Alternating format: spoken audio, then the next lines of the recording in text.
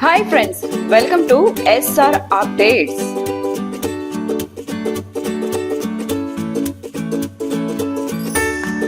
ముందుగా మీ అందరికి హ్యాపీ ఇండిపెండెన్స్ డే. ఈ రోజు ఇండిపెండెన్స్ డే సందర్భంగా ఈసారి బాక్స్ ఆఫీస్ పోటీలో నిలిచిన చిత్రాల్లో మిస్టర్ బచ్చన్ అని కూడా ఒకటి చెప్పాలి.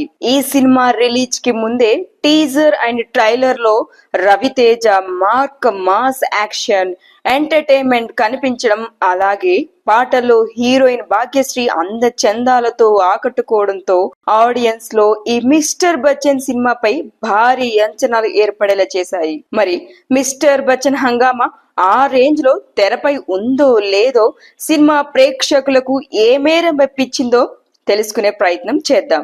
తెలుసుకునే ముందు నా ఛానల్ ని సబ్స్క్రైబ్ చేయండి, లైక్ చేయడం మర్చిపోకండి. మిస్టర్ బచ్చన్ ఈ సినిమాలో మిస్టర్ బచ్చన్ రవితేజ చేసిన పాత్రలో నటనతో చాలా బాగా మెప్పించారు. రవితేజ ఫ్యాన్స్ కి రవితేజను ఎలా చూడాలని ఇష్టపడతారో అదే స్థాయిలో hero styling, dialogue delivery, action sequence తో పాటు హరీష్ శంకర్ డైరెక్టర్ గారు అదే రేంజ్ లో చూపించారని చెప్పాలి. అలాగే ఈ సినిమాలో హీరోయిన్ జిక్కీ పాత్రలో భాగ్యశ్రీ స్క్రీన్ పై చాలా అందంగా కనిపించింది.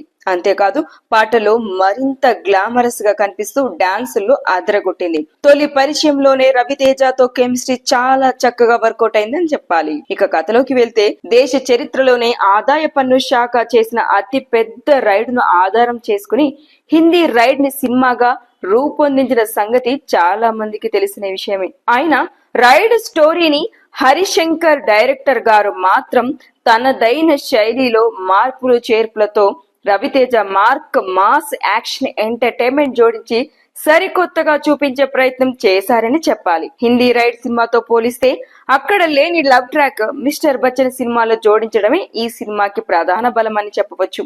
ఇక అంతేకాదు, హీరో తెలివితేటల్ని, శక్తియుక్తుల్ని ఆసక్తికరంగా పరిచయం చేస్తూ మిస్టర్ బచ్చన్ పేరు వినకున్న కథ, ఆ క్యారెక్టర్ ను ఎస్టాబ్లిష్ చేసిన విధానం హైలైట్ అని చెప్పొచ్చు. ఇక హీరో హీరోయిన్ల లవ్ ట్రాక్ మాత్రం రొమాంటిక్ గా సాగుతూ పాత హిందీ క్లాసిక్ తో ముడిపెట్టి లవ్ ట్రాక్ ని నడిపిన తీరు, వాళ్ళ మధ్య నడిచే క్యాసెట్స్, ప్రేమ రాయబారాలు అందరి ప్రేక్షకులను పాత రోజులకు తీసుకెళ్లిపోతాయి. అంత బాగుంటుంది. దీనికి తోడు మధ్యలో దొరబాబుగా సత్య చేసే అల్లరి ఆడియన్స్ కి కావాల్సినంత వినోదం ఉంటుంది. ఇక ఈ సినిమా సాగుతున్న సమయంలో ఇంటర్వెల్ కి ముందు ముత్యం జగ్గయ్యపై అంటే జగపతి బాబు ఇంటిపై రైడ్ కు వెళ్లడం, ఆ తర్వాత మన మిస్టర్ బచ్చన్ అక్కడ చేసే హంగామా కథను ఇంట్రెస్ట్ గా మార్చిందని చెప్పాలి. ఇక సెకండ్ హాఫ్ లో చెప్పాలంటే మధ్యలో ఎవరు ఊహించని సిద్ధు జొన్నలగడ్డ కొద్దిసేపు కనిపించిన యాక్షన్ సీక్వెన్స్ సర్ప్రైజ్ గా బాగుంటుందని చెప్పాలి. ఇంకో విషయం ఏంటంటే,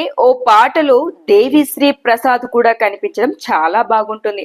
అలాగే మిక్కీ జే మేయర్ ఈ కథకు తగ్గట్టుగా మంచి ట్యూన్స్ ఇచ్చారని చెప్పొచ్చు. ఈ సినిమా ఓవరాల్ గా చాలా చాలా బాగున్నా సెకండ్ హాఫ్ లో కొంచెం డిసప్పాయింట్ చేసిందని చెప్పొచ్చు. అదేంటంటే, సెకండ్ హాఫ్ లో హీరో రైడ్ సాగే తీరులో కొంతైనా సీరియస్నెస్ కనిపించకపోవడం ఒకటైతే, అలాగే విలన్ జగ్గయ్యను ఫస్ట్ హాఫ్ లో కరుడుగట్టిన విలన్ లా చూపించిన హీరోకి ఎలాంటి సవాళ్లు ఎదుర్కోకపోవడం, హీరో జగ్గయ్యపై బ్లాక్ మనీ తవ్వి తీసే ప్రక్రియలో హీరో బుర్రకి పదును పెట్టే సన్నివేశాలు కొన్ని అయినా ఉంటే ఇంకా చాలా బాగుండేదని నాకు అనిపించింది. ఈ సినిమా క్లైమాక్స్ ఒక సాధారణ క్లైమాక్స్ లా సినిమా ముగిసిందని నా అభిప్రాయం. కానీ మీ అభిప్రాయం వేరేలాగా ఉండొచ్చు. ఇది నా అభిప్రాయం మాత్రమే. నాకైతే సినిమా చాలా చాలా బాగా నచ్చిందని చెప్తున్నాను. మీరు థియేటర్ కి వెళ్లి సినిమా చూస్తే మీకు సినిమా ఇంకా చాలా బాగా నచ్చుతుందని ఆశిస్తూ మరొక ఇంట్రెస్టింగ్ టాపిక్ తో మీ ముందుంటాను.